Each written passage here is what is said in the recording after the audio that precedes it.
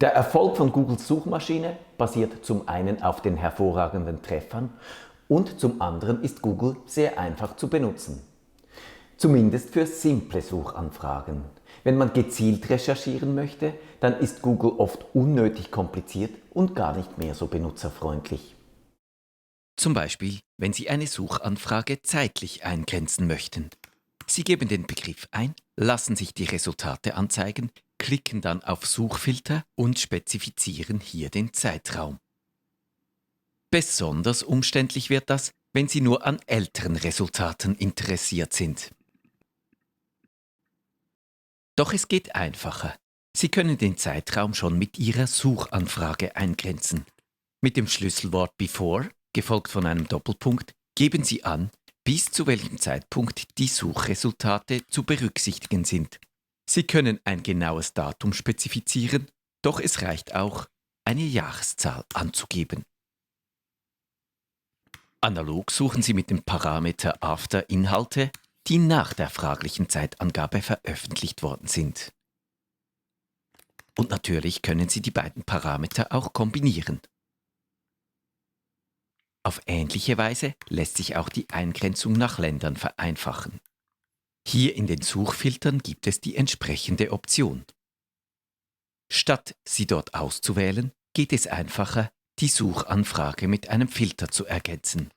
Geben Sie site.ch an, um nur Treffer von Domains mit Schweizer Endung .ch angezeigt zu bekommen. Der Parameter Site ist dazu da, die Resultate auf bestimmte Adressen zu beschränken. Sie können eine Domain angeben, es ist aber auch möglich, nur die Top-Level-Domain zu verwenden. Das ist im Beispiel hier die Länderkennung. Mit diesem Trick können Sie auch Länder berücksichtigen, die Google in der Liste gar nicht anbietet. Zum Beispiel Frankreich. Mit Site.fr sehen Sie Treffer nur von dort. Google hat noch eine lästige Angewohnheit. Google glaubt nämlich oft, besser zu wissen, wonach ich suchen will, als ich selbst. Ein Beispiel. Ich gebe diesen Suchbegriff ein, um herauszufinden, was ich über den ehemaligen US-Präsidenten Obama geschrieben habe. Wie man sieht, lässt Google den unwichtigsten Begriff hier aber einfach weg.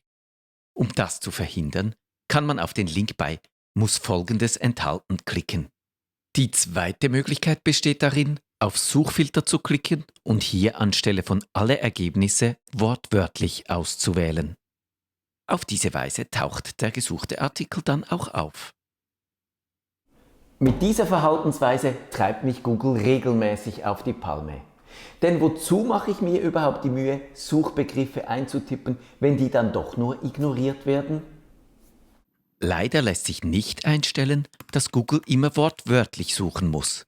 Doch Sie können die Begriffe, die zwingend enthalten sein sollen, in Anführungszeichen setzen. Oder Sie geben mit dem Operator AND an, dass das nachfolgende Wort nicht ignoriert werden darf.